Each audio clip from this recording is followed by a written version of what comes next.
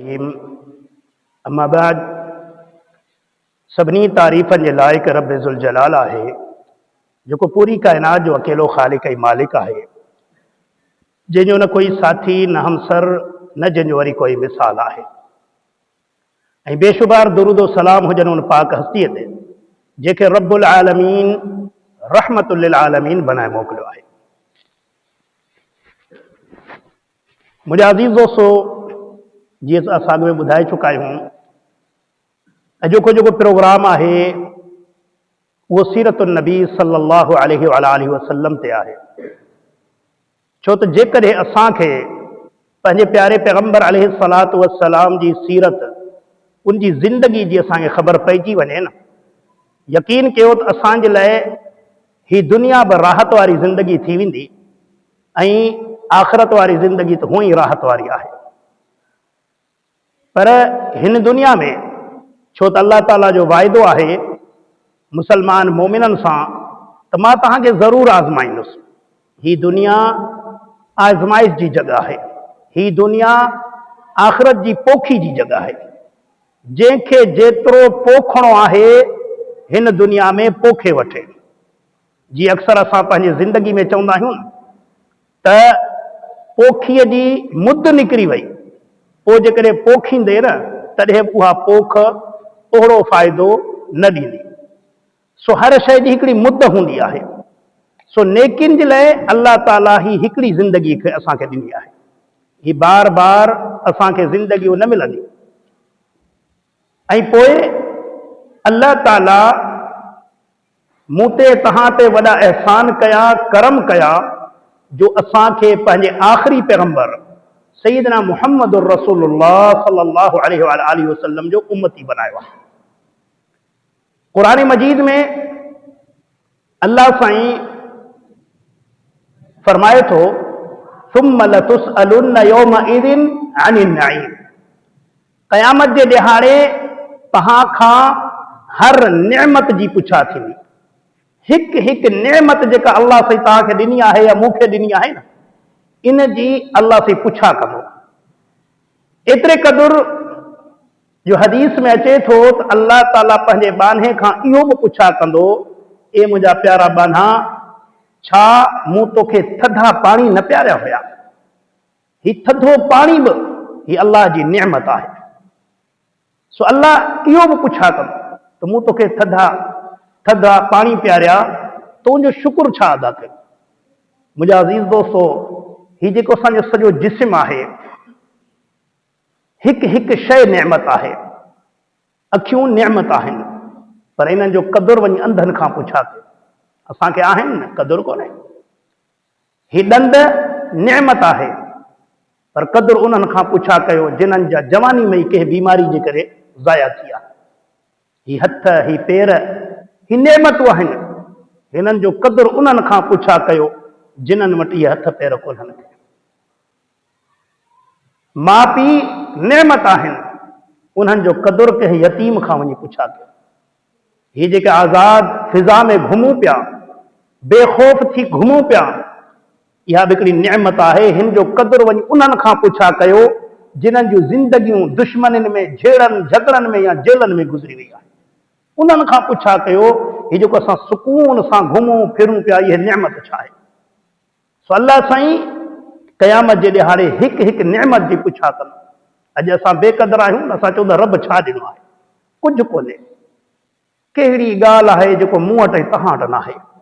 सभ खां वॾी नेमत अल्लाह मुसलमान बनायो, प्यारे पैगंबर अलैहिस्सलातु वस्सलाम जो उम्मती बनायो। इस्लाम असांखे गैरत जो दर्स थो ॾे, इस्लाम असांखे पर्दे जो दर्स थो ॾे, इस्लाम असांखे हलाल खाइण जो दर्स थो ॾे, इस्लाम जेको आहे सच ॻाल्हाइण जो असांखे दर्स थो ॾे। इहे सभु असांखे नेमतूं मुफ़्त में मिलियूं आहिनि।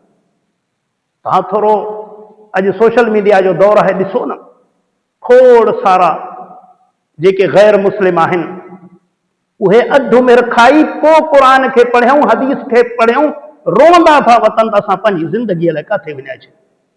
अल्लाहु अकबर। मूं हिकिड़ो इंटरव्यू ॾिठो, हिकिड़ी अंग्रेज़ औरत जो जेका पोढ़ी थी वई, उन खां के हाल वाल वरता रोड ते ईअं हलंदे फिरंदे। चयूं त तूं पंहिंजी ज़िंदगी जे बारे में ॿुधा ऐं तूं इस्लाम जे बारे में छा थी चई? चई अफ़सोस अफ़सोस जो तव्हां असां तोणी इस्लाम पहिरियां न पुॼायो। जवानी में तव्हां असां तोणी दीन इस्लाम खे न पुॼायो, असां तबाह थी वियासीं, बर्बाद थी वियासीं। अल्लाह अल्लाह चवे पई मां पंहिंजे जवानी खां वठी पोढ़ाए पुतुणी मां अयाशिन में, मस्तिन में, बदकारिन में गुज़ारियमि। बच्चा रुली विया, मुड़ुस कयम ई कोन। बच्चा जेकॾहिं थिया उहो हरामी थिया, उहे ज़ाया थी विया। पर अॼु मूंखे अहसासु आहे जॾहिं अॼु हिन उमिरि में मूं इस्लाम खे पढ़ियो आहे, सम्झियो आहे, मां चवां थी काश मूंखे जवानी में इस्लाम मिले हा त मां हीअं बर्बाद न थी वञा। अंग्रेज़ बर्बाद थी विया आहिनि, जेके कुफ़ार आहिनि उहे बर्बाद आहिनि। अॼु असांजे नौजवाननि खे ॿुधायो थो वञे यूरोप तरक़ी में आहे, अंग्रेज़ तरक़ी में आहिनि। हुननि जूं कुझु हुननि जा अमाल ॾिसंदा, हल जानवरनि ते वॾो क्यास था कनि, हुननि वटि कानून आहे, हुननि वटि हीअ आहे। असांजा नौजवान हुननि जी तारीफ़ था कनि।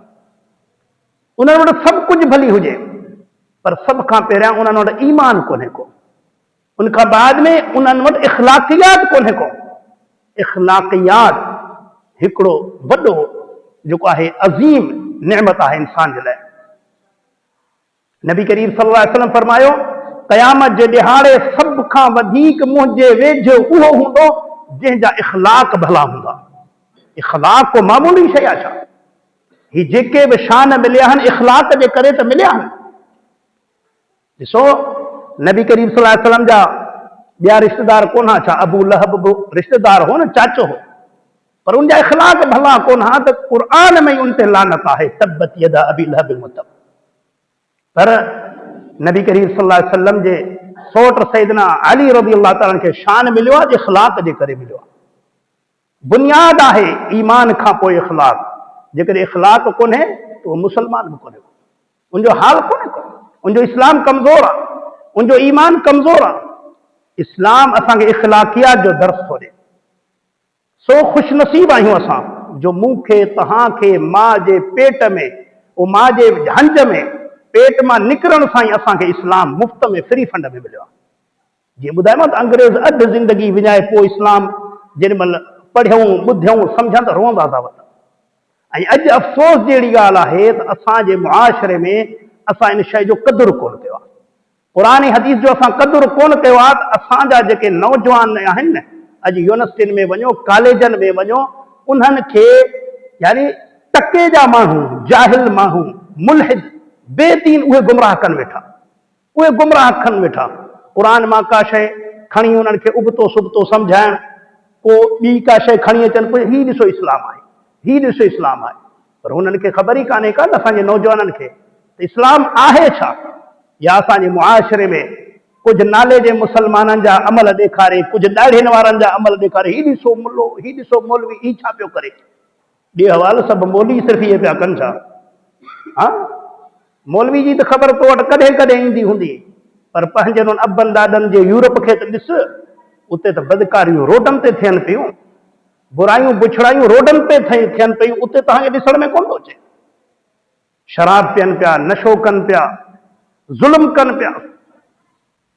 हीअं ॾिसो न, इहे यहूद ऐं नसारा फ़लस्तीन ते केतिरो ज़ुल्म पिया कनि, हिते उन्हनि खे ॾिसण में कोन थो अचे इंसानियत। पर जेकॾहिं असां वटि कुझु मसइलो थिए त खणी ईंदा, ॾिसो मुस्लमान ज़ालिम आहिनि। सिर्फ़ु छाजे करे? जो मां ऐं तव्हां जेको आहे हिन तौहीद ऐं सुन्नत जी दावत अॻिते नथा पुॼायो, पंहिंजे घर तूं कोन था पहुचायो। सो मुंहिंजा अज़ीज़ दोस्तो, अॼु मां कोशिशि कंदुसि त मुख़्तसिरन तव्हांखे क़ुरान ऐं हदीस मंझां प्यारे पैगंबर अलैहिस्सलातु वस्सलाम सां मुहबत करणु ऐं उनजी सुन्नत जी पैरवी करण जी अहमियत ॿुधाईंदुसि। छो त अफ़सोस सां चवणो थो पए त जाहिल, उन्हनि खे जंहिंखे ख़बर ई कान्हे का। पर अॼु असांजे मुआशरे में जेका फ़िरका वारियत हले पई, जेके मुसलमाननि जा दुश्मन पिया थियनि, मुसलमाननि खां परे पिया थियनि, इन जो मेन वजह आहे सुन्नत खां दूरी। जेको माण्हू उथे थो, जेको मौलवी उथे थो, पंहिंजो तरीक़ो, अबा मुंहिंजे फलाणे साईं, मुंहिंजे पीर जो फलाणी टोपी, फलाणे पीर जो फलाणो पटको, फलाणो रंग, फलाणो किस्सो, नवा नवा तरीक़ा, जंहिंजे करे मुसलमाननि में तफ़र्रुक़ा पैदा थी वियो। मुसलमान हिक ॿिए खां नफ़रत करण लॻा आहिनि, जुदा थी विया आहिनि। ऐं जॾहिं नफ़रत करण लॻा आहिनि, जुदा थी विया आहिनि, जॾहिं मुसलमान मुसलमान जो दुश्मन थी वञे त पोइ काफ़िरनि खे त ज़रूरत ई कान्हे का न उन्हनि जे मारण। सो मुंहिंजा अज़ीज़ दोस्तो, असांजे लाइ सभिनीनि मुसलमाननि जे लाइ सिर्फ़ अल्लाह ऐं अल्लाह जे रसूल सल्लल्लाहु अलैहि वसल्लम जी फरमाबरदारी करणु ऐं सुन्नत जी पैरवी करणु काफ़ी आहे। असांखे ॿिए कंहिंजी ज़रूरत ई कान्हे का। जेकर असां क़ुर ऐं सुन्नत खे वरितो, असांखे कंहिं ॿिए शफ़ाअत करण वारे जी ज़रूरत ई कान्हे का, छो त असांजे लाइ नबी करीम सल्लल्लाहु अलैहि वसल्लम काफ़ी आहे, जेको इमामुल अंबिया आहे, जेको पैगंबरनि जो बि इमाम आहे, जेको उन ॾिहाड़े बि ॻाल्हाईंदो जंहिं ॾिहाड़े को इमाम को पैगंबर बि नथो ॻाल्हाए, उन ॾिहाड़े बि उन वाहिद हस्ती खे इजाज़त हूंदी ॻाल्हाइण। ऐं असां उन ते कलमो पढ़ियो आहे मुहम्मद रसूलुल्लाह सल्लल्लाहु अलैहि वसल्लम ते, पोइ असांखे लाचार कहिड़ो, वनक वनक जूं टोपियूं, वनक वनक जा पटका, वनक वनक जा तरीक़ा, असांखे लाचार कहिड़ो जो इस्लाम खे टुकड़ा टुकड़ा पंहिंजनि हथनि सां कयूं था। अचो मां तव्हांखे क़ुर मां ॿुधाईंदुसि, इनशा अल्लाह मूंखे अल्लाह में उमीद आहे त मुंहिंजो ऐं तव्हांजो ईमान वधंदो इन क़ुर खे ॿुधण सां। सभ खां पहिरियां सूरत आल इमरान, मां इनशा अल्लाह हवाला ॾींदो थो वञा, अगरि कंहिं दोस्त खे शौक़ु हुजे नोट करे ऐं पोइ वञी क़ुर में ॾिसे त इहे आयतूं आहिनि कोन्हनि। ऐं मां यकीन सां थो चवां के चंद हूंदा ॿिया सोचींदा त असां कॾहिं ई ॻाल्हियूं ॿुधियूं ई कोन्हनि। अल्लाहु अकबर। सूरत आल इमरान आयत नंबर 164 में अल्लाह से फरमाए थो, लक़द मन्न अल्लाहु अलल मुमिनीन इज़ बअस फीहिम रसूलन मिन अनफुसिहिम। अल्लाह ताला वॾो एहसान कयो आहे मोमिननि ते। उहो एहसान छा आहे? जो उन्हनि मंझां पंहिंजो पैगंबर मोकिलियो आहे, मुहम्मद रसूलुल्लाह सल्लल्लाहु अलैहि वसल्लम। वॾो करम रब कयो आहे असांखे, असां ते, जो असांखे पंहिंजे आख़िरी पैगंबर सैयदना मुहम्मद रसूलुल्लाह सल्लल्लाहु अलैहि वसल्लम जो उम्मती बनायो आहे। अॻिते अल्लाह फरमाए थो, यतलू अलैहिम आयातिही, ऐं मुंहिंजो पैगंबर उन्हनि ते तमामु उम्मतिन ते अल्लाह जूं आयतूं पढ़ी ॿुधाए थो। वयुज़क्कीहिम, ऐं उन्हनि खे गुनाहनि खां पाक करे थो। वयुअल्लिमुहुमुल किताब वल हिकमा, ऐं उन्हनि खे किताब ऐं हिकमत सेखारे थो। किताब छा आहे? अल्लाह जो क़ुरान। हिकमत छा आहे? प्यारे पैगंबर अलैहिस्सलातु वस्सलाम जी हदीस। इहे ॿ शयूं अल्लाह ताला फरमाए थो त मुंहिंजे नबी इन्हनि खे इहे ॿ शयूं सेखारियूं आहिनि, क़ुरान ऐं हिकमा हदीस। इन कानू मिन क़ब्ल लफ़ी दलालिन मुबीन, इन खां पहिरियां खुल्लम खुल्ला गुमराही में हुया। नबी करीम सल्लल्लाहु अलैहि वसल्लम जॾहिं नबूवत जो ऐलान कयो, ईअं सम्झो त नबूवत जो ऐलान करण सां गॾु पूरी दुनिया खे हिकिड़ी रोशनी जो ऐलान करे छॾियो, नूर जो ऐलान करे छॾियो। छो त पहिरियां त सभु माण्हू गुमराही में हुया। एॾी गुमराही हुई जो पंहिंजनि न्याणियुनि खे ज़िंदा दफ़न कंदा हुया। शराब ही अॼुकल्ह बोतलुनि में पीअनि था। अरब जेके हुया उहे त मश्कनि में पीअंदा हुआ, मटनि में पीअंदा हुआ, ईअं सम्झो वॾनि वॾनि ड्रमनि में पीअंदा हुआ। बदकारियूं, ज़िना, क़त्ल त ईअं ॼण को मसलो ई कोन हो। थोरी थोरी ॻाल्हि ते 100 खून थी वेंदा हुआ, सालनि जा साल दुश्मनियूं हलंदियूं। अॼु माण्हू चवंदा त माण्हुनि खे सम्झाइण ॾाढो ॾुखियो आहे। अल्लाह जो कसम, क़ुरान ऐं हदीस तव्हां माण्हुनि खे ॿुधायो। क़ुरान ऐं हदीस में अहिड़ी बरकत आहे जो पत्थर दिलनि खे बि अल्लाह से नरम करे थो छॾे। छो त ख़ुदि क़ुरान में लिखियल आहे, लौ अनज़लना हाज़ल क़ुरआन अला जबलिन लरअयतहु ख़ाशिअन मुतसद्दिअन मिन ख़शियतिल्लाह। अल्लाह से फरमाए थो, इन क़ुरान खे बि जेकॾहिं मां जबल ते नाज़िल कयां हा त तूं जबल खे बि रेज़ा रेज़ा थींदे ॾिसी हा, अल्लाह जे ख़ौफ़ मंझां। क़ुरान में उहे ॻाल्हियूं आहिनि। वो अल्लाह जी मोहब्बत, वो अल्लाह जो खौफ, नबी करीम सल्लल्लाहु अलैहि वसल्लम जो इखलाक, नबी करीम सल्लल्लाहु अलैहि वसल्लम जी अताअत, फर्मा बरदारी क़ुरान थो सेखारे। पर असां वटि मुसीबत इहा आहे, क़ुरान ऐं हदीस ॿुधाइण लाइ केरु तयार कोन्हे को, ऐं न वरी अॻिते ॿुधण लाइ तयार आहे। मिंबरनि ते वेहण वारा बि उन्हनि खे रुॻो किस्सा, कहाणियूं, नज़म, नात ॿुधाइनि था, ऐं हेठां बि जेके आहिनि ज़्यादातर झुमरिन में पूरा आहिनि, न हू ॿुधाइण ते राज़ी, न हू ॿुधण ते राज़ी। पर अल्लाह जे रसूल सल्लल्लाहु अलैहि वसल्लम उन टेम में बि नबी करीम सल्लल्लाहु अलैहि वसल्लम खे जॾहिं हुकुम थियो, नबूवत जो ऐलान कयो, त नबी करीम सल्लल्लाहु अलैहि वसल्लम हिकिड़े जबल ते चढ़िया ऐं पोइ सॾु कयूं, या सबाहा या सबाहा। इहो उन दौर में हिकिड़ो सिस्टम हुयो, यानी जॾहिं का ज़रूरी ॻाल्हि करणी हूंदी आहे, जबल ते को माण्हू चढ़ी इहो सॾु ॾींदो आहे या सबाहा या सबाहा, त सभु माण्हू अची गॾु थींदा आहिनि त पक का ज़रूरी ॻाल्हि आहे। नबी करीम सल्लल्लाहु अलैहि वसल्लम आवाज़ ॾिनो, सभु अहले मक्का गॾु थिया, छा मसइलो आहे? हाणे इन खां अॻु में नबी करीम सल्लल्लाहु अलैहि वसल्लम खे पूरे मक्के वारा अमीन मञंदा हुया, सिद्दीक मञंदा हुया, सचो मञंदा हुया। नबी करीम सल्लल्लाहु अलैहि वसल्लम जे इख़लाक़ किरदार मां मुतासिर हुया। दुश्मन कुफ़ार बि पंहिंजूं अमानतूं नबी करीम सल्लल्लाहु अलैहि वसल्लम वटि रखंदा हुया। सभु माण्हू गॾु थिया, छा आहे मोहम्मद, छो असांखे गॾु कयो अथई? नबी करीम सल्लल्लाहु अलैहि वसल्लम चयो, अहले कुरैश, जे मां तव्हांखे चवां हिन जबल जे पोयां हिकिड़ो दुश्मन जो लश्कर आयो आहे जेको तव्हां ते हमलो करण वारो आहे ऐं तव्हांखे तबाह करे छॾींदो, तव्हां मुंहिंजी ॻाल्हि मञंदव या कोन मञंदव? सभिनीनि चयो, बेशक मञंदासीं। ए मोहम्मद सल्लल्लाहु अलैहि वसल्लम, तुंहिंजी ॻाल्हि मञंदासीं। नबी करीम सल्लल्लाहु अलैहि वसल्लम फरमाए, छो मञंदव? मूंखे ॿुधायो, छो मञंदव? जॾहिं तव्हां हुन लश्कर खे ॾिठो बि कोन्हे को, मुंहिंजी ॻाल्हि ते तव्हां यकीन छो कंदव? ॾिसो, मके वारा चवंदा, इन्हे जे लाइ असां यकीन कंदासीं जो अॼु तूणी असां मके में तो जहिड़ो सचो, तो जहिड़ो अमीन ईमानदार को नौजवान ॾिठो ई कोन्हे को। अल्लाह अकबर। हाणे पहिरियां गवाही ॾिनऊं, ए मोहम्मद सल्लल्लाहु अलैहि वसल्लम, तूं सचो ही, तूं ईमानदार ही।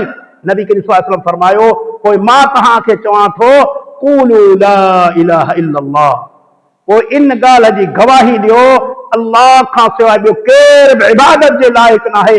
ही जेको तव्हां काबे में 360 हथरादू बुत ठाहियो वेठा आहियो, इहे कंहिं कम जा कोन्हनि के न तव्हांजी पुकार ॿुधनि था ऐं न की जेको तव्हांजी को मदद करे सघनि था।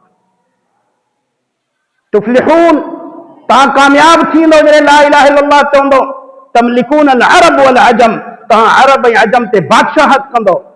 या कलमे जी जेको आहे नबी करीम सल्लल्लाहु अलैहि वसल्लम बरकत ॿुधाई। अॼु ॾुख थो थियो, ॾुख थो थिए त बिदअतनि खे त छॾे ॾियो, अले तौहीद हक़ बयान कंदे ला इलाहा इल्लल्लाह जी दावत ॾींदे ड्रिजनि था।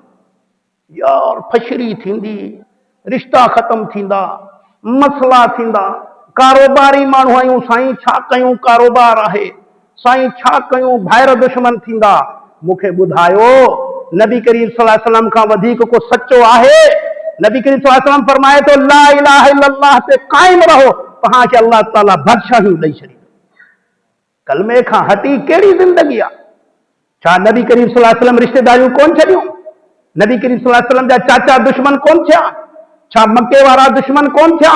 छा नबी करीम सल्लल्लाहु अलैहि वसल्लम खे हिजरत करणी न पई? कयूं, छा जे लाइ?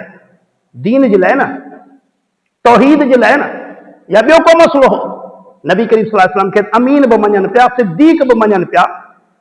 एतिरे क़दुर जो नबी करीम सल्लल्लाहु अलैहि वसल्लम जी दावत मां कुफार एतिरा त परेशान थी विया, एतिरा परेशान थी विया जो अबू तालिब वटि आया, चयूं, हे अबू तालिब, हाणे असां वारा नौजवान बि तुंहिंजे भाइटे जे पोयां लॻनि पिया, हाणे मके जो माहौल ख़राब पियो थिए, हाणे अर्ज़ु इहो आहे, हीअं था कयूं, तूं पंहिंजे भाइटे खे चओ सरदारी खपेसि थी त सरदारी ॾियूंसि, जंहिं बि सरदार जी छोकिरी पसंदि करे शादी करे ॾियूंसि, मिल्कत बि ॾियूंसि, दौलत बि ॾियूंसि, पर चईसि त हाणे महिरबानी करे पंहिंजी हिन तौहीद जी दावत खे बंदि करे, तौहीद जी दावत खे बंदि करे। अल्लाह अल्लाह, ॿुधो ॿुधो नबी करीम सल्लल्लाहु अलैहि वसल्लम छा चयो।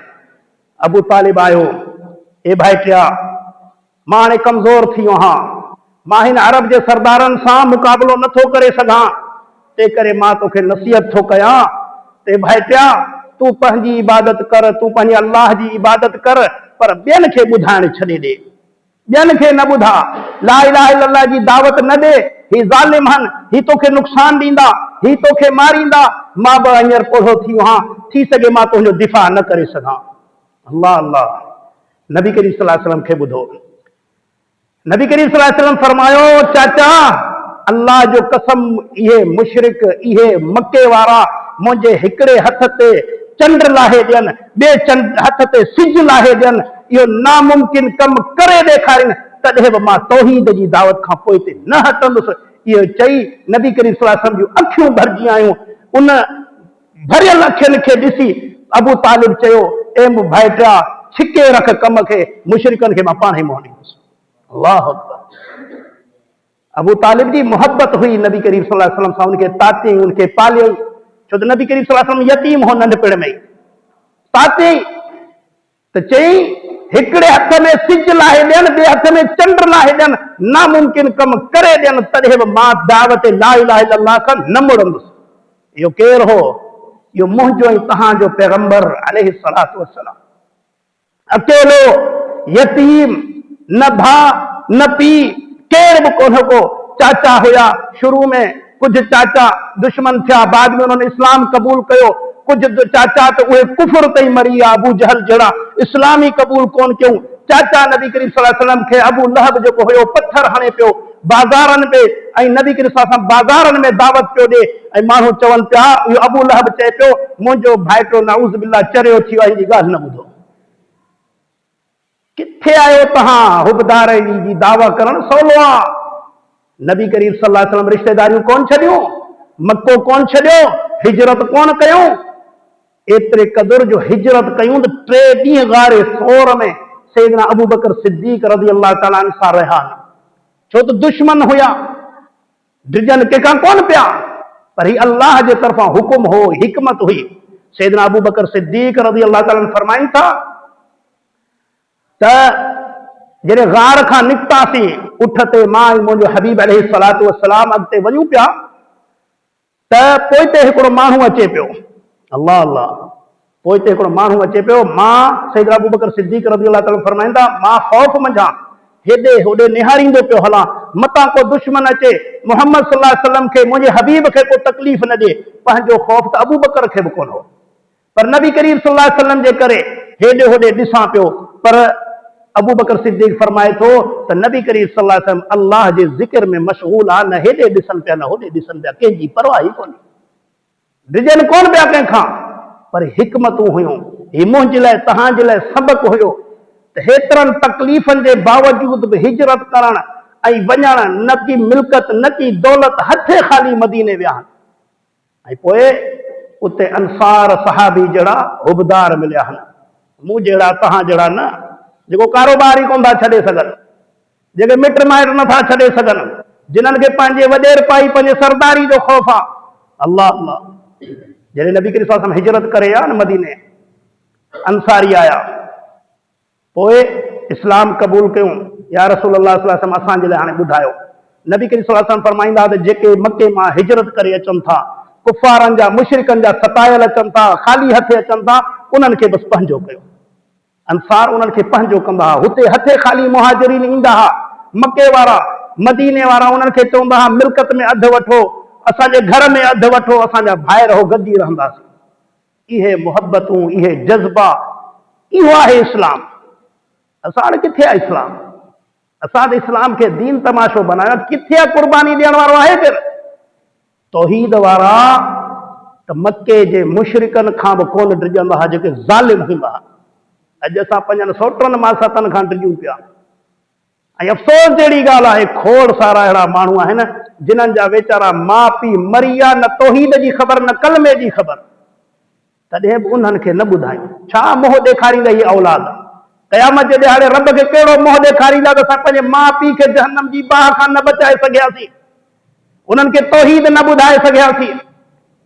नबी करीम सल्लल्लाहु अलैहि वसल्लम जे ज़माने में हिकिड़ो यहूदी छोकिरो हुयो, जेको नबी करीम सल्लल्लाहु अलैहि वसल्लम वटि ईंदो वेंदो हो। पोइ बीमार थी पियो। नबी करीम सल्लल्लाहु अलैहि वसल्लम पुछा कई, चयो बीमार आहे। नबी करीम सल्लल्लाहु अलैहि वसल्लम हिकिड़े सहाबी खे वठी चई हलो उनखे ॾिसण था हलूं। कंहिंखे? यहूदी खे ॾिसण था वञनि। विया आहिनि उनखे, बीमार आहे, हालत सफ़ा ख़राब आहे। नबी करीम सल्लल्लाहु अलैहि वसल्लम उनखे ॾिठो, उन नंढड़े खे थो चए पीउ बीठो आहे, उनजे अॻियां थो चएसि कलमो पढ़, कलमो पढ़। त हू पंहिंजे पीउ ॾे निहारणु लॻो, त पीउ पीआन ॾिठई त पुट जी दिलि चए थी, चई भला जीअं अबुल कासिम, नबी करीम सल्लल्लाहु अलैहि वसल्लम जी कुनियत हुई, जीअं अबुल कासिम चवई थो कर। अल्लाह अल्लाह। उन नंढड़े कलमो पढ़ियो, कलमो पढ़ण सां मरी। साहबी चए थो नबी करीम सल्लल्लाहु अलैहि वसल्लम एॾा ख़ुशि थिया, एॾा ख़ुशि थिया, जेॾी महिल मोटियो पिया अचूं त मां ॾिसां पियो त नबी करीम सल्लल्लाहु अलैहि वसल्लम एॾो ख़ुशि हो, एॾो ख़ुशि हो, चए पियो अॼु मुंहिंजी उम्मत मां हिकिड़ो जहन्नम जी बाहि खां बची। हिकिड़ो यहूदी नबी करीम सल्लल्लाहु अलैहि वसल्लम उनखे जहन्नम जी बाहि खां बचाए एॾा ख़ुशि हुया। मां ई तव्हां मुसलमान आहियूं, मां ई तव्हां मुसलमान आहियूं, माउ पीउ खे ई कोन था ॿुधायूं। अब बाबो कावड़जी पवंदो। अड़े कावड़जी पवंदो त कहिड़ो मसलो आहे, पर दोज़ख में त न वञे। तो मुंहिंजा अज़ीज़ दोस्तो, क़ुरान में अल्लाह ताला फरमाए थो त मूं तव्हां ते वॾो एहसान कयो आहे त तव्हांखे मोहम्मद सल्लल्लाहु अलैहि वसल्लम जो उम्मती बनायो आहे। ॿी आयत सूरत तौबा आयत नंबर 128 में अल्लाह ताला फरमाए थो लक़द जाअकुम रसूलुम मिन अनफुसिकुम अज़ीज़ुन अलैहि मा अनित्तुम हरीसुन अलैकुम बिल मुमिनीन रऊफुर रहीम। अल्लाह सी फरमाए थो तव्हां ॾे अहिड़ो पैगंबर आयो आहे, अहिड़ो पैगंबर मूं मोकिलियो आहे तव्हां ॾे जेको तव्हां ते ॾाढो महिरबान आहे ऐं हरीस आहे, हिर्स आहे उनखे तव्हांजे लाइ। असां जीअं ॾिसो कारोबार में ॿनी बारे में हिर्स कंदा आहियूं न, नबी करीम सल्लल्लाहु अलैहि वसल्लम पंहिंजी उम्मत जे बारे में हिर्स कंदा हुया, हरीस हुया पंहिंजी उम्मत जे बारे में, हर वक़्तु पंहिंजी उम्मत जे लाइ दुआऊं घुरण त जहन्नम जी बाहि खां बचनि, उन्हनि खे अहिड़ा अहिड़ा अमल ॿुधाइण, हीउ अमल कयो जहन्नम जी बाहि खां बचंदो, हीउ अमल कयो जन्नत में महल मिलंदो, हीउ अमल कयो जेको दोज़ख खां बचंदो, हीउ अमल कयो त तव्हां क़बर जे अज़ाब खां बचंदो। एॾो हरीस हूंदा हुया। ऐं नबी करीम सल्लल्लाहु अलैहि वसल्लम ते जेॾीमहिल वही ईंदी हुई न त अम्मा आयशा रज़ी अल्लाह तआला अन्हा फरमाए थी त असां ॾिसंदा हुआसीं त नबी करीम सल्लल्लाहु अलैहि वसल्लम सियारे में बि पघरजी वेंदा हुआ। अल्लाह अल्लाह, छो? नबी करीम सल्लल्लाहु अलैहि वसल्लम पंहिंजो ख़ौफ़ कोन हो, उम्मत जे लाइ ग़लती कंदा हुया त ख़बर न आहे अलाए कहिड़ो हुकुम थो अचे मथां। एॾी मुहबत हूंदी हुई उम्मत सां। बल्कि क़ुरान मजीद में अल्लाह से फरमाए थो हिकिड़ी जाइ ते सूरत अल कहफ आयत नंबर 6 में, ॿुधंदा वञो प्यारे हबीब अलैहिस्सलातु वस्सलाम जी मूं सां ऐं तव्हां सां पंहिंजी उम्मत सां केॾी मुहबत हुई। एतिरी मुहबत हुई, एतिरी मुहबत हुई जो नबी करीम सल्लल्लाहु अलैहि वसल्लम पंहिंजी उम्मत जा हाल ॾिसी गमज़दा थी वेंदा हुआ, गमज़दा थी वेंदा हुआ त हीउ माण्हू इस्लाम छो नथा क़बूल कनि। त अल्लाह ताला क़ुरान मजीद में सूरत अल कहफ आयत नंबर 6 में अल्लाह से फरमाए थो फलअल्लक बाखिउन नफ्सक अला आसारिहिम इन लम युमिनु बिहादल हदीस असफा। हे मुंहिंजा हबीब अलैहिस्सलातु वस्सलाम, छा तूं पंहिंजो पाण खे इन ॻणती में, इन ग़म में हलाक करे छॾींदे जो इहे चंद माण्हू जेके आहिनि उहे तुंहिंजे इस्लाम खे क़बूल नथा कनि, जेको ईमान नथा आणीनि तुंहिंजी ॻाल्हि ते, तूं ॻणती में पाण खे हलाक कंदे छा? अल्लाह अल्लाह, ॾिसो केॾी वॾी ॻाल्हि आहे। नबी करीम सल्लल्लाहु अलैहि वसल्लम जी कैफ़ियत अहिड़ी थी वेंदी हुई जो अल्लाह थो चवंदे छा तूं पाण खे मारे छॾींदे छा? एॾी ॻणती, एॾो ग़म मुंहिंजे लाइ ऐं तव्हांजे लाइ। ऐं अॼु असांजे मुसलमाननि जो अरकान ॾिसो, जाहिल त पंहिंजी जाइ ते, हेॾे ॾाढ़नि वारा मौलवी नयूं नयूं शयूं ॿुधाईंदा, पोइ पुछा कंदो साईं ॾे हाल हवाल क़ुरान में हदीस में हिन ॻाल्हियुनि जो को ॾस, को पार, को अतो पतो आहे? हा आहे अञा खोड़ सारा अमल, चाहे आज़ान हुजे, चाहे दुरूद हुजे, चाहे ज़िक्र हुजे, चाहे जनाज़ो हुजे, चाहे मरणो हुजे, चाहे पढ़णो हुजे, हर शइ में एॾो मिक्स मसालो करे छॾियो अथनि जो तव्हां हैरान थी वेंदो त ही उहो दीन आहे जेको नबी करीम सल्लल्लाहु अलैहि वसल्लम ॾेई आहे। पर कुझु असांजो बि ॾोह आहे, असांखे बि बुखार थो वठे त मौलवी खां पुछा कई, मौलवी साहब ही जेके तूं असांखे ख़र्च पे थो कराई, इसे टिजा ॿरिया ख़तमा जुमाणा वठ वठाए घर में असांखे खाइण लाइ लभे कोन, तव्हां चओ 7 ताम हुजनि, मुसलमान ही या वाणियो ही 7 क़िस्म 7 ताम ही नमूना, इहो त इस्लाम में त कोन्हे को। अल्लाह जे रसूल सल्लल्लाहु अलैहि वसल्लम जे दौर में त हिकिड़ो ताम बि मुश्किल सां मिलंदो हो। अम्मा आयशा रज़ी अल्लाह तआला अन्हा फरमाए थी महीना गुज़री वेंदा हुआ, हाणे कंहिंजे घर जी ॻाल्हि आहे, रहमतुल लिल आलमीन जे घर जी ॻाल्हि आहे, अम्मा आयशा चए थी महीना गुज़री वेंदा हुया असांजे घर में पाणी ऐं खजूर खां सवाइ ॿियो कुझु हूंदो ई कोन। ईअं ज़िंदगी नबी करीम सल्लल्लाहु अलैहि वसल्लम गुज़ारी। खोड़ अहिड़ा वाक़िया आहिनि, सहाबा ईंदा या रसूल अल्लाह सल्लल्लाहु अलैहि वसल्लम, पेट ते पथर ॿधो पिया बुख जे करे। अल्लाह जे रसूल सल्लल्लाहु अलैहि वसल्लम वरी पंहिंजो खमीस मथे खणी ॾेखारियो, चई मुंहिंजा सहाबी तोखे हिकिड़ो पथर आहे, तुंहिंजे पैगंबर खे 2 पथर ॿधा पिया बुख जे करे। उहो दौर अहिड़ो हो जो खाइण लाइ खजूर मिली वञे तॾहिं बि नेमत आहे। सहाबा हिकिड़े जंग ते विया, मोटी अची पोइ ॿुधायूं, चयूं त असां वियासीं, नबी करीम सल्लल्लाहु अलैहि वसल्लम हुकुम कयो वञो, जिहाद ते वियासीं, खाधो कुझु कोन हो, थोरा खजूर हुया, उन जे आसरे ते वियासीं, पोइ असां छा कंदासीं, ॾींहं में हिकिड़ो खजूर खाईंदा हुआसीं, ॾींहं में हिकिड़ो खजूर। त बाद वारनि हिकिड़े खजूर ते तव्हां सॼो ॾींहुं गुज़ारियो ऐं तव्हां जंगू बि कयो पिया, उन हिकिड़े जी बि क़दुरु असांखे जॾहिं पई जॾहिं उहो बि ख़तमु थी, उहो हिकिड़ो बि कोन खेखड़ियुनि ते चूसे गुज़र कंदा हुआसीं। पोइ अल्लाह ताला जी मदद आई, असां समुंड जे किनारे ते हुयासीं, अल्लाह ताला हिकिड़े अहिड़े मच्छी खे धिके किनारे ते कढियो जो बाद में मुसलमाननि उनजो गोश्त बि खाधो, जेतिरा ॾिहाड़ा उते हुया पचायूं खाधऊं, पछाड़ी में मदीने बि खणी आया। एॾी वॾी मच्छी हुई, सहाबा चवनि था उन जे कंडे खे उभो पिया कनि त हिकिड़ो माण्हू उठ जे मथां वेठे बि हेठां लंघी वञे, एॾी वॾी मच्छी। अॼु त असां ॾिसूं था फेसबुक जो दौर आहे, वॾियूं वॾियूं मच्छियूं आहिनि, पर उन दौर में अल्लाह ताला पंहिंजनि प्यारनि जे लाइ उहो खाधे जो इंतज़ाम कयो। ॾिसो न ईमान, नबी के फरमायो वञो त वञो, इहो न चऊं या रसूल अल्लाह खाधो ई कोन्हे, छा ते जंग कंदासीं, माज़रत सां। अॼु कंहिंखे चओ न बाबा जुमे जी निमाज़ ते अच, जुमो ॿुध, क़ुरान हदीस ॿुध, पहिरियों सुवाल कर सही ताम जो बंदोबस्तु आहे या कोन्हे, खाधे पीते जो आहे त उन मस्जिद में वेंदासीं जिथे पेट हुजे। पर सहाबा ॾिसो पेट लाइ न, अल्लाह ऐं अल्लाह जे रसूल सल्लल्लाहु अलैहि वसल्लम जे लाइ निकिरंदा हुया। त मुंहिंजा अज़ीज़ दोस्तो, अॼु असांखे जेको दीन सेखारियो थो वञे उहो अल्लाह जे रसूल सल्लल्लाहु अलैहि वसल्लम जो ॾिनल दीन कोन्हे को। मतां नाराज़ थियो, मां तव्हांखे चैलेंज थो ॾियां, पाण में आदत विझो, जेको मौलवी तव्हांखे को अमल चवे, चाहे जनाज़ो हुजे, मरणो हुजे, पढ़णो हुजे, इसाले सवाब हुजे, तव्हां सिर्फ़ु उनखां हिकिड़ो सुवाल कयो, साईं इहो ॿुधा नबी करीम सल्लल्लाहु अलैहि वसल्लम कंहिंजे जनाज़े ते ही अमल कयो, कहिड़े सहाबी जे जनाज़े ते ही अमल कयो, नबी करीम सल्लल्लाहु अलैहि वसल्लम कहिड़े सहाबी जे इसाले सवाब जे लाइ ही अमल कयो। नबी करीम सल्लल्लाहु अलैहि वसल्लम जा घर वारा बि वफ़ात थी विया आहिनि, पोइ ॿुधा त पंहिंजे घर वारनि मंझां कंहिंजे लाइ ही अमल कई। मां चवां थो त मौलवी साहब खे ताला लॻी वेंदा वात खे जो तव्हांखे का ॻाल्हि ॿुधाए, पोइ उन्हनि वटि बहानो छा आहे, न यार नबी करीम सल्लल्लाहु अलैहि वसल्लम त कोन कयो, पर पोइ छा आहे, सुठो अमल आहे, पोइ छा आहे, यकीन कयो सुठो अमल उहो ई आहे जेका नबी जी सुन्नत आहे, नबी जी सुन्नत कान्हे का उहो अमल सुठो आहे। हाणे मां तव्हांखे ॿुधायां क़ुरान मां, हाणे मां तव्हां ही निमाज़ूं, ही रोज़ा, ही हज, ही ज़कात, ही मस्जिदूं ठाराइण, ही भलाई जा अमल छो था कयूं। रमज़ान जे महीने में सॼो महीनो असां बुख ते था रहूं ऐं निमाज़ूं हिन सीअ में निमाज़ूं था पढ़ूं, छो? इहो ई मक़सदु आहे न, रब राज़ी थिए, रब गुनाह माफ़ करे, इहो ई मक़सदु आहे। पर कॾहिं रब खां पुछा कईसीं अल्लाह तूं कीअं राज़ी थींदे, अल्लाह तूं असांजा गुनाह कीअं माफ़ कंदे, कहिड़ो अमल कयूं जो तूं राज़ी थी वञी असांजा गुनाह माफ़ करे। क़ुरान मजीद में सूरत आल इमरान आयत नंबर 31 में अल्लाह से असांखे ॿुधाए छॾियो त मां तव्हां खां राज़ी कीअं थींदुसि, तव्हां सां मोहबत कीअं कंदुसि ऐं तव्हांजा गुनाह कीअं माफ़ कंदुसि। जे इहो अमल कंदो त इहो थींदो, जे न कंदो त पोइ मुंहुं में आसरो न कजो।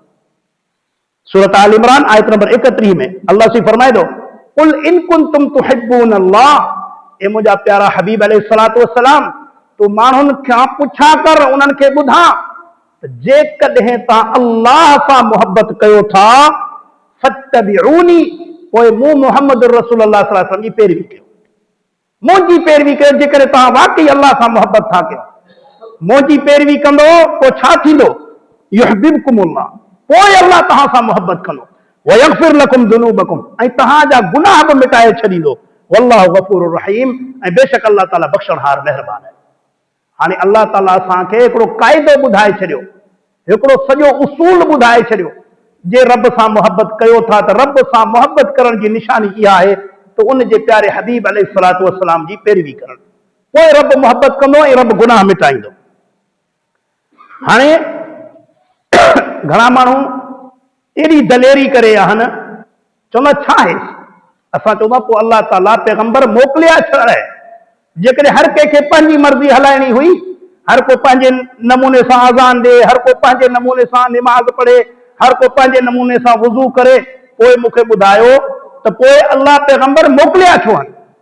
क़ुरान मजीद में सूरत निसा आयत नंबर 64 में अल्लाह से फरमाए थो, वमा अरसलना मिर रसूलिन इल्ला लियुताअ बिइज़्निल्लाह, मूं पैगंबर मोकिलिया ई इन्हे जे लाइ आहिनि त उन्हनि जी फर्मा बरदारी कई वञे।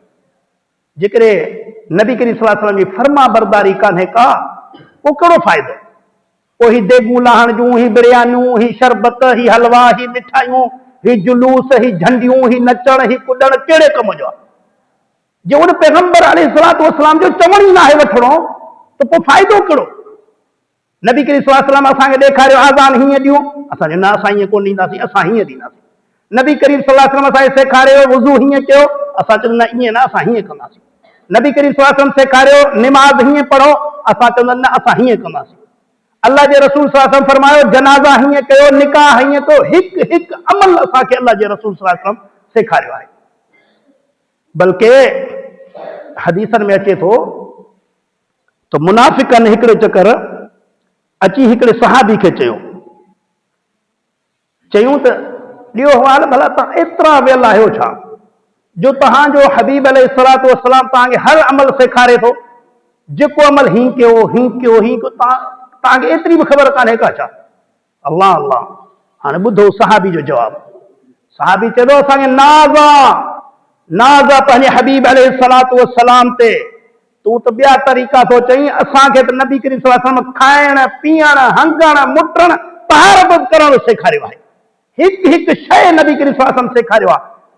खाधो खाओ बिस्मिल्लाह चओ, साॼे हथ सां खाओ, खाई बस कयो अल्हम्दुलिल्लाह चओ। नबी करीम सल्लल्लाहु अलैहि वसल्लम असांखे सेखारियो काकूस में वञो त खाॿो पेर अंदरि रखो ऐं अल्लाह खां दुआ घुरी पोइ अंदरि में दाख़िल थियो, उते जिन हूंदा आहिनि, शैतान हूंदा आहिनि, मथां तव्हांखे नुक़सान ॾियनि, ऐं निकिरो त वरी अल्लाह जो शुक्र अदा कयो त अल्लाह ताला तव्हांखे मुसीबत खां निजात ॾिनी, ऐं साॼो पेर ॿाहिरि कढो। हर अमल इहे मामूली मामूली शयूं असांखे एतिरे क़दुरु जो घणनि भितरनि सां तहारत करणी आहे न, उनते में भितर ज्यादा इस्तेमालु कंदा हुआ, पाणी जी खोटी हूंदी, पर घणा भितर इस्तेमालु करणा आहिनि इहो बि रसूल अल्लाह सल्लल्लाहु अलैहि वसल्लम ॿुधायो। अॼु ॾुख थो थिए त नबी करीम सल्लल्लाहु अलैहि वसल्लम असांखे हर शइ ॿुधायो ऐं असांजो अमल नबी जी मुखालफ़त में। जॾहिं अल्लाह ताला ॿुधाए थो त नबी करीम सल्लल्लाहु अलैहि वसल्लम आख़िरी पैगंबर आहे ऐं उन खां पोइ पैगंबर अचणो न आहे, दीन मुकम्मल थी वियो आहे, इहो मुंहिंजे लाइ तव्हांजे लाइ नसीहत आहे त हाणे हिन दीन में कंहिं ज़र्रे बराबर जी गुंजाइश आहे ई कान। ही दीन सचो पक्को आहे। मोहम्मद सल्लल्लाहु अलैहि वसल्लम आख़िरी पैगंबर आहे। हाणे ॿियो न को दीन ईंदो, न ॿी का शरीयत ईंदी, न ॿियो केरु पैगंबर ईंदो। नबी करीम सल्लल्लाहु अलैहि वसल्लम फरमाए मूंखां बाद में हाणे जेको नुबूवत जी दावा करे उहो दज्जाल अथव, उहो कूड़ो अथव। तो मुंहिंजा अज़ीज़ दोस्तो, अल्लाह ताला क़ुरान मजीद में फरमाए थो मन युतिअ रसूल फ़क़द अता अल्लाह, जे मुंहिंजे हबीब अलैहिस्सलातु वस्सलाम जी पैरवी कई उन मूं अल्लाह जी पैरवी कई। वमन तवल्ला फमा अरसलनाका अलैहिम हफ़ीज़ा, ऐं जेकॾहिं तोखां ऐं मुंहिंजा हबीब मोह मोड़ी न त पोइ तूं उन्हनि जो ज़िम्मेवार नाहीं, तूं उन्हनि जो ज़िम्मेवार नाहीं। मूंखे ॿुधायो क़यामत जे ॾिहाड़े नबी करीम सल्लल्लाहु अलैहि वसल्लम जी शफ़ाअत जो आसरो आहे या कोन्हे? पर क़ुरान थो चए मुंहिंजा हबीब जेकॾहिं तुंहिंजी फर्मा बरदारी न कनि त पोइ तूं इन्हनि जो ज़िम्मेवार न आहीं, यानी उन्हनि जी शफ़ाअत ई कोन थींदी। त मुंहिंजा अज़ीज़ दोस्तो, अॼु माण्हू चवनि था यार सुठो अमल आहे करे था छॾियूंसि। ॿुधो क़ुरान छा थो चए, सूरत अल-अहज़ाब आयत नंबर 21 में, लक़द कान लकुम फी रसूलिल्लाहि उस्वतुन हसना, तव्हांजे लाइ तव्हांजे प्यारे पैगंबर अलैहिस्सलातु वस्सलाम जे तरीक़े में ई बहितर थो, भलाई अथव नबी करीम सल्लल्लाहु अलैहि वसल्लम जी तरीक़े में, ॿिया तरीक़ा तव्हांजे कम जा ई कोन्हनि के। पोइ अल्लाह फरमाए थो लिमन कान यर्जुल्लाह वल यौमल आखिर, जंहिंखे पंहिंजे रब में उमीद आहे, आख़िरत जी उमीद आहे, वज़कर अल्लाह कसीरा, ऐं अल्लाह ताला खे घणो यादि थो करे, उन्हनि जे लाइ मोहम्मद सल्लल्लाहु अलैहि वसल्लम जी तरीक़ो ई काफ़ी आहे। इबादत लाइ अल्लाह काफ़ी आहे। क़ुरान में आहे न हस्बी अल्लाह, असांजे लाइ अल्लाह काफ़ी आहे, इबादत लाइ अल्लाह काफ़ी आहे। असां पंहिंजे रब खां जेका शइ घुरणी हूंदी रब खां घुरंदासीं, असांजे लाइ अल्लाह काफ़ी आहे। ऐं पैरवी जे लाइ असांजे लाइ नबी करीम सल्लल्लाहु अलैहि वसल्लम काफ़ी आहे। शफ़ाअत जे लाइ असांजे लाइ नबी करीम सल्लल्लाहु अलैहि वसल्लम काफ़ी आहे। असांखे ॿिए दर वाझाइणो ई न आहे, ॿिए दर ते असांखे धिका खाइणा ई कोन्हनि के। जेको असांखे दीन खां हटाइनि, क़ुरान ऐं सुन्नत खां हटाइनि। मुंहिंजा अज़ीज़ दोस्तो, नबी करीम सल्लल्लाहु अलैहि वसल्लम जो उहो शान आहे जो अल्लाह ताला क़ुरान मजीद में फरमाए थो, वमा अरसलनाका इल्ला काफ़तन लिन्नासि बशीरन व नज़ीरा। ए मुंहिंजा हबीब अलैहिस्सलातु वस्सलाम, मूं तोखे सारे जहान जे इंसाननि जे लाइ ख़ुशख़बरी ऐं ड्रेजारींदड़ करे मोकिलियो आहे। वलाकिन अक्सर अन्नास ला यालमून, पर घणा माण्हू इहो ॼाणीनि ई कोन था। घणनि माण्हुनि खे तुंहिंजो क़दुरु ई कोन्हे को। तोखे त मूं सारे जहान जे इंसाननि जे लाइ जेको आहे ख़ुशख़बरी ॾींदड़ ऐं ड्रेजारींदड़ करे मोकिलियो आहे, सिर्फ़ु मुसलमाननि जे लाइ न, सभिनीनि जे लाइ। हिकिड़ी ॿी चीज़ जाइ ते अल्लाह से फरमाए थो, वमा अरसलनाका इल्ला रहमतन लिल आलमीन। ए मुंहिंजा हबीब अलैहिस्सलातु वस्सलाम, मूं तोखे सारे जहान जे लाइ रहमत करे मोकिलियो आहे। अहिड़े पैगंबर जी सुन्नत खे छॾे तूं पंहिंजा हथरादू तरीक़ा पे थो ईजाद करी। हथरादू शयूं जेको दीन में आहिनि ई कोन, वल्लाही उन में वॾी मुसीबत थी वई आहे। हींअर असांजूं शादियूं, असांजूं ग़मियूं, परेशानियूं थी वयूं आहिनि। खोड़ सारा माण्हू, बाबो बीमार हो आगा खान में, कराची में, इलाज कराए कराए कर्ज़ खणी खणी अबा न बची वियो, वफ़ात थी वियो। घर आयो त हाणे हू त वालिद साहब त फोत थी वियो, पर हाणे राज मां ऐं मुल्हनि मां उहो माण्हू फसिजी वियो। हाणे राज वारा बि न छॾींदसि। बाबा ट्रियास करे असांखे खारा त पोइ उथंदासीं, 3 ॾींहं वेठा हूंदासीं। उन खां अलावा टिझा, चालीहा, ॿारहा, जुमाणा, 7 खाधा, एॾो परेशान करे छॾियो अथनि जो माण्हू कर्ज़ खणी हे कनि था। तो मुंहिंजा अज़ीज़ दोस्तो, असांजे लाइ रहमत लिल आलमीन जी सुन्नत काफ़ी आहे। घणा माण्हू चवंदा आहिनि न, अलाए जे कयोसीं त छा थी पियो, असां चवंदासीं छा थी पियो, इहो नबी करीम सल्लल्लाहु अलैहि वसल्लम ॿुधायो। हदीस आहे सही मुस्लिम में, हदीस नंबर 1718 में। अम्मा आयशा रज़ियल्लाहु तआला अन्हा फरमाए थी त अल्लाह जे रसूल सल्लल्लाहु अलैहि वसल्लम फरमायो, मन अमिल अमलन लैसा अलैहि अमरुना फहुव रद्द। अल्लाह जे रसूल सल्लल्लाहु अलैहि वसल्लम फरमाए, जेको अहिड़ो तरीक़ो अख्तियार करे जंहिंजो हुकुम मूं न ॾिनो आहे, उहो अल्लाह वटि मरदूद अथव। मरदूद अथव। सॼी ज़िंदगी पियो अमल कयो, जे सुन्नत ते न आहे त उहो मरदूद आहे। ॿी हदीस अल्लाह जे रसूल सल्लल्लाहु अलैहि वसल्लम फरमायो, वो भी सही मुस्लिम में है। अल्लाह के रसूल सल्लल्लाहु अलैहि वसल्लम फरमायो, मन अहदथ फी अमरिना हादा मा लैसा फी फहुव रद्द। अल्लाह से फरमाए थो, अल्लाह के रसूल सल्लल्लाहु अलैहि वसल्लम फरमायो, जेको हिन मुंहिंजे दीन में, मुंहिंजी शरीयत में अहिड़ी नई ॻाल्हि आहे जेका पहिरियां न हुई, इहो अल्लाह वटि मरदूद आहे। हाणे के चयो? अल्लाह जे रसूल सल्लल्लाहु अलैहि वसल्लम चयो। अल्लाह ताला, अल्लाह जो रसूल सल्लल्लाहु अलैहि वसल्लम फरमाए थो त उहो रद्द आहे अल्लाह वटि। हाणे अचो, मां तव्हांखे नबी करीम सल्लल्लाहु अलैहि वसल्लम जे सहाबा हुबदारनि जा अमल ॾेखारिया। घणा माण्हू चवंदा आहिनि न, अब पोइ छा आहे, तव्हां क़ुरान हदीस पढ़ियो ई कोन्हे, तव्हां ख़बर कीअं पवंदी त छा आहे? नबी जी सुन्नत जी मुखालफ़त करण छा आहे, इहो जॾहिं तव्हां क़ुरान ऐं हदीस पढ़ंदो त पोइ ख़बर पवंदो न। सुनन अबू दाऊद में हदीस आहे, हदीस नंबर 5038। उन में हिकिड़ो ताबिई आहे, इमाम मुजाहिद, उहो चए थो त मां इब्न उमर रज़ियल्लाहु तआला नबी उमर रज़ियल्लाहु तआला जो पुटु हो, वॾो जलील क़दर सहाबी आहे। चयो त उहो जॾहिं ओढ़ो थी वियो, अखियुनि मां नाबीन थी वियो, मां उनखे वठी मस्जिद में आयासीं, ज़ोहर जो टाइम, ॿेपहरी जो टाइम हुजे, ऐं मुअज़्ज़िन छा कयो, पहिरियों आज़ान ॾिनई। हाणे आज़ान में सॾु आहे, हय अल फलाह, हय अल फलाह, अचो निमाज़ ॾे, अचो कामयाबी ॾे। इहो सॾु मिली वियो न, ॻाल्हि ख़तम। पेश इमाम छा कयो, आज़ान ॾिनई, वरी ॿाहिरि निकिरी माण्हुनि खे सॾु कई, बाबा जल्दी अचो, जल्दी अचो। अल्लाहु अकबर। हाणे ॾिसो, इहो त असां वटि त आम आहे। ईद जे ॾिहाड़े बि सॾु कंदासीं, ओ फलाणा जल्दी अच, जल्दी अच, देरि थी थिए। अबा अल्लाह ताला ईद जे निमाज़ में आज़ान ई कोन रखी आहे, तूं सॾु छो थो ॾी? नवाब जो पुटु हुजे, अचे त अचे, न अचे त पंहिंजे फिक्स टाइम ते निमाज़ पढ़ा। असां त सॾु आहे, ओ हाजी साहब, ओ मौलवी साहब, ओ वॾेरा साहब, अच असां उस ते सड़ूं पिया। इहो आज़ान आहे, इहो सॾु ॾियणु। अल्लाह जे रसूल सल्लल्लाहु अलैहि वसल्लम ईद जे निमाज़ ते आज़ान ई कोन ॾियारी। हाणे हुन माण्हू छा कयो, मौलवी साहब आज़ान ॾेई वरी सॾु पियो करे, अचो अचो तकड़े अचो।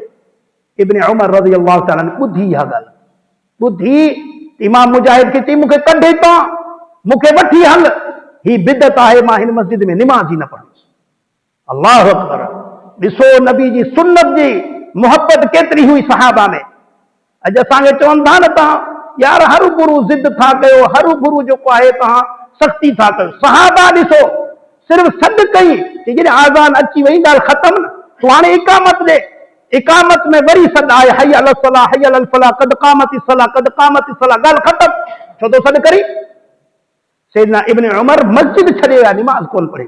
सुनन अबू दाऊद हदीस नंबर 538 तो वञी चेक कयो। ॿी हदीस आहे साॻो इब्न उमर रज़ी अल्लाह ताला खां रिवायत आहे त हिकिड़े चकर इब्न उमर रज़ी अल्लाह ताला जे भरिसां हिकिड़ो माण्हू वेठो हो, उनखे निच आई त चई अल्हम्दुलिल्लाह वस्सलामु अला रसूलिल्लाह। हाणे हुन ते सम्झो सलात पढ़ी, हाणे उन निछ में नबी करीम सल्लल्लाहु अलैहि वसल्लम छा सेखारियो?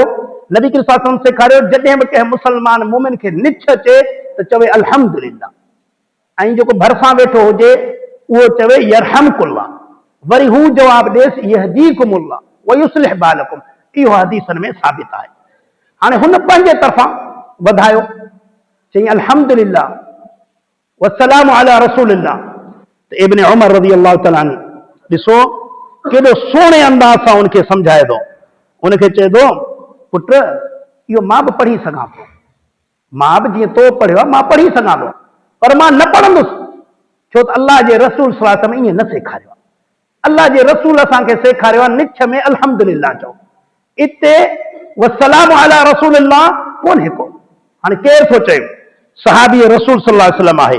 ही सुनन तिरमिज़ी में हदीस नंबर 2738 अथव, हदीस नंबर 2738 जामे तिरमिज़ी में अथव।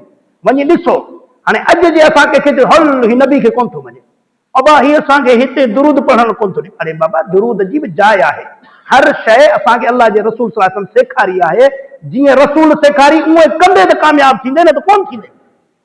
हाणे इहा हदीस, हाणे अचो अॻिते हिकिड़ी ॿी हदीस आहे जंहिंमें आहे मुसन्नफ इब्न अबी शैबा में हदीस नंबर 183 आहे, ऐं सुनन कुबरा लिल बहकी में बि आहे, हदीस नंबर 316 में आहे। उन में आहे त ईद जो ॾिहाड़ो हुयो, ईद जो ॾिहाड़ो हुयो ऐं सैयदना अली रज़ी अल्लाह ताला जे ख़िलाफ़त जो दौर हुयो। त हिकिड़ो माण्हू आयो ईदगाह में, ईद निमाज़ अञा शुरू ई कोन थी, पहिरियां 2 नफ़िल पढ़े पियो। सैयदना अली रज़ी अल्लाह ताला वरी बाह में वरितुसि, कि पुट ईदगाह में नफ़िल निमाज़ कोन पढ़बी आहे, हाँ मस्जिद हुजे हाँ त पोइ मस्जिद में दाख़िल थींदो आहे त माण्हू 2 नफ़िल ज़रूर पढ़े। तूं ईदगाह में निमाज़ थो पढ़ी?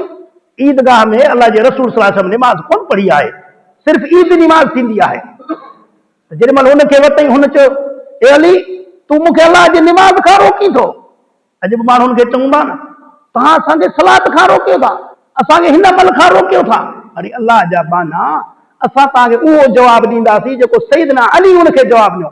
सैयदना अली रज़ी अल्लाह ताला फरमायो, ए अल्लाह जा बाना, मां तोखे निमाज़ खां कोन थो रोकियां, मां तोखे नबी करीम सल्लल्लाहु अलैहि वसल्लम जी मुखालफ़त करण खां रोकियां थो। तूं नबी जी मुखालफ़त पे थो करी। नबी करीम सल्लल्लाहु अलैहि वसल्लम ईद जे ॾिहाड़े न अज़ान ॾिनी आहे, न इकामत कई आहे, पहिरियां जेको आहे निमाज़ आहे ऐं पोइ ख़ुतबो आहे, ॻाल्हि ख़तम। तूं ई छा पियो करी? हाणे ॾिसो सैयदना अली रज़ी अल्लाह ताला अन्हु उनखे मना कयो आहे इन अमल खां। त मुंहिंजा अज़ीज़ दोस्तो, हाणे मां तव्हांखे ॿुधायां त जेके चवनि था न त बाबा छा हेसि, असां चऊं था यार असां त चुप न रहंदासीं, असां तव्हांखे ॿुधाईंदा बि रहंदासीं, रोकींदा बि रहंदासीं, तव्हां मञो न मञो अॻिते अल्लाह ॼाणे तव्हां ॼाणो, पर असां नबी करीम सल्लल्लाहु अलैहि वसल्लम जी सुन्नत जी मुखालफ़त ॾिसंदासीं, असां ज़रूरु ॻाल्हाईंदासीं, ज़रूरु रोकींदासीं। पोइ चाहे तव्हां असांखे वहाबी चओ, लहाबी चओ, गुस्ताख चओ, जेको वणे वञी चओ, उहा तव्हांजी मर्ज़ी, पर अल्लाह ॾिसे वेठो असां नबी करीम सल्लल्लाहु अलैहि वसल्लम जी मोहबत में तव्हांखे रोकियो। नबी करीम सल्लल्लाहु अलैहि वसल्लम को नऊज़ बिल्लाह मामूली हस्ती आहे छा? नबी करीम सल्लल्लाहु अलैहि वसल्लम उहा हस्ती आहे न जो नबी करीम सल्लल्लाहु अलैहि वसल्लम जे ज़माने में यहूदी नबी करीम सल्लल्लाहु अलैहि वसल्लम खे मुसलमाननि खे तानो ॾींदा हुआ, चयूं त तव्हां जेको आहे हूअं त सॼो दीन पंहिंजो मटाया हो, असांजे बुतनि खे बि कोन था मञो, असांजे अमलनि खे बि कोन था मञो, पर निमाज़ त साॻी जेको असांजे क़िबले ॾे था पढ़ो। मस्जिद अक़सा जेको हींअर फ़लस्तीन में आहे, हींअर बि यहूदी जेको मुसलमाननि सां जंग पिया कनि, उनखे वठण जे लाइ कनि पिया। त उन ते 3 मस्जिदूं नबी करीम सल्लल्लाहु अलैहि वसल्लम फरमायो जेके आहिनि उहे फज़ीलत वारियूं आहिनि। हिकु काबो मक्कतुल मुकर्रमा, ॿियो मस्जिद नबवी मदीने में नबी करीम सल्लल्लाहु अलैहि वसल्लम जी मस्जिद, ऐं टी मस्जिद अक्सा काबतुल्लाह में निमाज़ पढ़ण, हिकिड़ी निमाज़ पढ़ण ही हिते जेको असां लख निमाज़ पढ़ूं उन जे बराबरि आहे। हिकिड़ी निमाज़ लख जे बराबरि आहे। मदीने में निमाज़ पढ़ण हिते जेको असां ॿाहिरि निमाज़ था पढ़ूं, हिकिड़ी रिवायत में 500 आहे, हिकिड़ी रिवायत में 1000 निमाज़ जे बराबरि आहे। ऐं मस्जिद अक्सा में बि निमाज़ पढ़ण 500 निमाज़नि जे बराबरि आहे। एतिरी फज़ीलत वारी जाइ आहे। ऐं नबी करीम सल्लल्लाहु अलैहि वसल्लम जॾहिं मेराज ते विया न तॾहिं बि अल्लाह ताला जेको आहे बोराक मोकिलियो, जिब्रील बि मोकिलियो। बोराक हिकिड़ी सवारी आहे जेको जन्नत जी सवारी अल्लाह ताला मोकिली, उन अची नबी करीम सल्लल्लाहु अलैहि वसल्लम खे मके मां खयो मस्जिद अक्सा इते आया। ऐं इते नबी करीम सल्लल्लाहु अलैहि वसल्लम जेके बि गुज़रियल पैगंबर हुया न सभिनीनि जी इमामत कराए निमाज़ पढ़ाई हुई। पोइ नबी करीम सल्लल्लाहु अलैहि वसल्लम खे उन ॾिहाड़े इमामुल अंबिया जो जेको आहे शान मिलियो, लक़ब मिलियो त तमामु पैगंबरनि जो बि इमाम मुंहिंजो ऐं तव्हांजो इमाम आहे। अल्लाह अल्लाह, एॾो शान वारो। हाणे यहूदी तानो पिया हणनि त तव्हां पंहिंजूं ॿियूं शयूं त मटायो, पर क़िबलो त साॻियो असां वारो आहे। साॻियो निमाज़ त उन तरफ़ था पढ़ो जंहिं तरफ़ असां पिया पढ़ूं। अल्लाह अकबर। नबी करीम सल्लल्लाहु अलैहि वसल्लम सिर्फ़ु अखियूं खणी अल्लाह ॾे निहारियो, दिलि में तमन्ना कई, ज़बान ते त का ॻाल्हि ई कान्हे का, सिर्फ़ु मथे निहारी अल्लाह मूंखे काबो क़िबलो करे ॾे। सुभान अल्लाह। सिर्फ़ु अखियूं मथे कई, अल्लाह क़ुरान जी आयत नाज़िल कई, क़द नरा तक़ल्लुब वजहिक फ़िस समा फलनुवल्लियन्नक क़िबलतन तरज़ाहा फवल्लि वजहक शत्रल मस्जिदिल हराम हैसुमा कुंतुम फवल्लु वजूहकुम शत्रह। अल्लाह से फरमाए थो, ए मुंहिंजा हबीब अलैहिस्सलाम, तुंहिंजे निहारण खे मां ॾिसां वेठो, तुंहिंजे निहारण खे, तुंहिंजे अखियुनि खे मां ॾिसां पियो। ए मुंहिंजा हबीब अलैहिस्सलातु वस्सलाम, अॼु खां पोइ तूं पंहिंजो मुंहुं, पंहिंजो रुख़ काबतुल्लाह जे तरफ़ कर। अल्लाह अल्लाह, हुकुम अची वियो। नबी करीम सल्लल्लाहु अलैहि वसल्लम निमाज़ पढ़ाई क़िबले जे तरफ़ रुख़ करे। हिकिड़ो सहाबी नबी करीम सल्लल्लाहु अलैहि वसल्लम सां निमाज़ पढ़ी वापसि अचनि पिया पंहिंजे ॻोठ, पंहिंजे कबीले ॾे। ॾिठूं त कुझु माण्हू आहिनि जेके अञा मस्जिद अक्सा जे तरफ़ निमाज़ पिया पढ़नि, बरकातूं पढ़ी आहिनि, पोयां सॾु थो करेनि, अल्लाह जो कसम, मूं अल्लाह जे रसूल सल्लल्लाहु अलैहि वसल्लम सां हींअर निमाज़ पढ़ी आहे, असां काबतुल्लाह जे तरफ़ मुंहुं करे निमाज़ पढ़ी आहे। उन निमाज़ में बरकातूं मस्जिद अक्सा ॾे करे उन मुजाहिदनि पढ़ियूं, बरकातूं फेराए काबे जे तरफ़ कयो। अॼु मदीने में न हिकिड़ी मस्जिद अथव जंहिंजो नालो आहे मस्जिदुल क़िबलतैन। क़िबलतैन, ॿिनि क़िबलनि वारी मस्जिद, छो त उन में हिकिड़ी निमाज़ ॿिनि क़िबलनि ते पढ़ी वई आहे। इहे हुया हुबदार, ख़बर पियुनि असांजे हबीब काबे जे तरफ़ मुंहुं करे निमाज़ पढ़ी। इहो कोन चयूं भला अॼु त पढ़ूं, अॼु ही 4 पढ़ूं, पोइ मुंहुं फेरींदासीं, न, हुकुम अची वियो। हबीब अलैहिस्सलातु वस्सलाम होॾे पढ़ी, हाणे बरकातूं त असां बेख़बरे में पढ़ियूं आहिनि, उते जो उते पढ़ंदे निमाज़ मुंहुं मोड़े छॾियो। अॼु बि तव्हां वेंदो त उते 2 मेहराब मस्जिद में ठहिया पिया। इहे आहिनि सुन्नतूं। अॼु तूं असांखे एॾो सम्झाई त यार नबी करीम सल्लल्लाहु अलैहि वसल्लम जे अमल मां त कोन्हे, पर छा हेसि, मूंखे ॿुधा त सही, तुंहिंजो दिमाग़ कमु करे थो, तूं कंहिंजी सुन्नत खे पे थो छॾी, कंहिंजे तरीक़े खे पे थो छॾी। अल्लाह अल्लाह। ॿी आहे तव्हांखे पढ़ी ॿुधायां, तव्हांखे ख़बर पए त मुंहिंजे तव्हांजे हबीब अलैहिस्सलातु वस्सलाम जो शान छा आहे। ही अॼु माज़रत सां छा कयां, दिलि सड़े थी, कुझु लफ़्ज़ चई विझंदो थी, जेके हलवाई मुल्ला आहिनि जिन्हनि दीन पंहिंजो हलवे ते, बिरयानी ते ऐं सयुनि ते खपाए छॾियो आहे, उहे चवंदा छा हेसि, छा हेसि। असां चवंदा ॿुध प्यारे पैगंबर अलैहिस्सलातु वस्सलाम जी शान, फज़ीलत, उनजी सुन्नत खां मुंहुं मोड़ण त थी परे जी ॻाल्हि, उन्हनि जा अमल चट थींदा। पर मां तोखे ॿुधायां थो, सिर्फ़ु उन प्यारे पैगंबर अलैहिस्सलातु वस्सलाम जी मजलिस में बुलंद आवाज़ सां ॻाल्हाइण, गुस्ताखी न, कावड़ न, सिर्फ़ु आवाज़नि खे बुलंद करण सां अमल चट था थियनि। ऐं कंहिंजा क़ुरान मजीद में सूरतुल हुजरात आयत नंबर 2 में अल्लाह ताला फरमाए, या अय्युहल्लज़ीना आमनू, कंहिंखे थो चए अल्लाह, काफ़िरनि खे, मुशरिकनि खे न, ईमान वारनि खे अल्लाह थो चए, ए ईमान वारो, ला तरफ़उ अस्वातकुम फौक़ सौतिन नबी, तव्हां पंहिंजनि आवाज़नि खे मुंहिंजे प्यारे हबीब अलैहिस्सलातु वस्सलाम जे अॻियां बुलंद न कयो। वला तजहरू लहू बिलक़ौलि कजहरि बाबिकुम लिबाब, ऐं मुंहिंजे हबीब सां ईअं बि न ॻाल्हायो जीअं तव्हां आम माण्हू हिक ॿिए सां ॻाल्हायो था। आम माण्हू ॻाल्हाए थो त पोइ फ्री थी ॻाल्हायो न, अल्लाह चए थो मुंहिंजे हबीब अलैहिस्सलातु वस्सलाम जो शान इहो आहे त आवाज़ बि तव्हांजो सख्त हुजे, सिलो हुजे ऐं अदब वारो आवाज़ हुजे। ऐं अॻिते अल्लाह फरमाए थो अन तहबत अमालुकुम व अंतुम ला तशउरून, किथे ईअं न थिए जो मां अर्श वारो तव्हांजे अमलनि खे चट करे छॾिया ऐं तव्हांखे ख़बर बि न पए। कंहिंखे थो चए? ईमान वारनि खे। ऐं उहे ईमान वारा उन वक़्तु केरु हुया? सहाबी हुया, अहल बैत हुया। अल्लाह अल्लाह। पोइ हदीसनि में थो अचे त हिकिड़ो सहाबी हुयो जंहिंजो आवाज़ कुदरती मूं वांगुरु वॾो आवाज़ हो। उन नबी करीम सल्लल्लाहु अलैहि वसल्लम जी मजलिस में अचणु छॾे ॾिनो ख़ौफ़ खां त मतां यार बुलंद आवाज़ सां मां ॻाल्हायां त मुंहिंजा अमल न चट थी वञनि। अल्लाह अल्लाह। नबी करीम सल्लल्लाहु अलैहि वसल्लम पुछा कई, फलाणो किथे आहे? लभे ई कोन। तो या रसूल अल्लाह सल्लल्लाहु अलैहि वसल्लम, जॾहिं खां इहा आयत नाज़िल थी उहो ख़ौफ़ मां नथो अचे त मुंहिंजो आवाज़ वॾो आहे, मतां मां ॻाल्हायां त मुंहिंजा अमल चट थी वञनि। अल्लाह अल्लाह। सैयदना उमर रज़ियल्लाहु ताला जे बारे में अचे थो, सैयदना उमर रज़ियल्लाहु ताला इन आयत जे नाज़िल थियण खां पोइ एतिरो आस्ते ॻाल्हाईंदा हुया जो मजबूरन नबी करीम सल्लल्लाहु अलैहि वसल्लम कॾहिं उन खां दुबारा पुछा कंदा, उमर छा चई? एॾो सिलो ॻाल्हाईंदा, नबी सां गॾु वेही एतिरो सिलो ॻाल्हाईंदा हुआ जो नबी करीम सल्लल्लाहु अलैहि वसल्लम पुछंदा छा चई? अल्लाह, इहो अदब आहे, इहो क़ुर ते अमल आहे, इहो हदीस ते अमल आहे। अॼु असांखे था चवनि त पोइ छा आहे?